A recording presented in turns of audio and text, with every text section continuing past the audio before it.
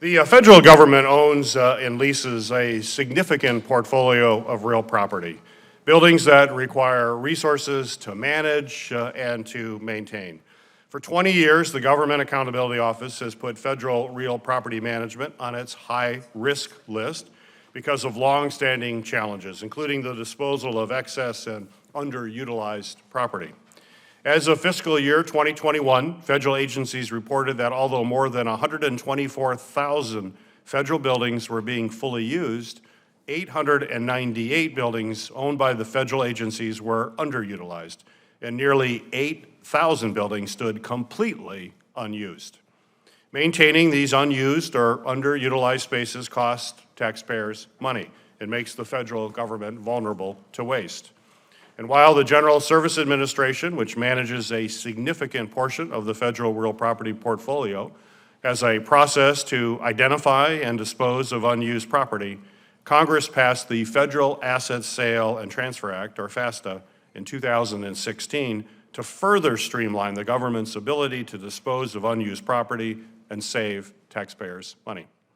This law created the Public Buildings Reform Board to review and recommend unused properties for the government to sell. In its first round, the board identified 10 unneeded properties that were eventually sold for $194 million. However, during this process, the board faced numerous challenges, including identifying occupied buildings that led to a delay of nearly 2 years before the sales could actually be completed. The second round of properties identified by the board were rejected by the Office of Management and Budget, and no sales occurred. The board is preparing a final round of recommendations to offload unused buildings as FASTA nears its effective expiration date in December of 2024. Today's hearing is an important opportunity for the committee to hear both the successes and the setbacks this program has faced in trying to accomplish its important mission to optimize the federal government's use of real property.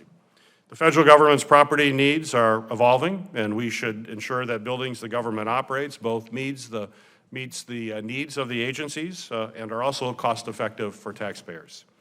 That includes not only reviewing the FASTA process, but also examining other challenges related to real property management, such as inefficient leasing practices and the serious challenges posed by inaccurate and incomplete records of federal properties in the federal real property profile.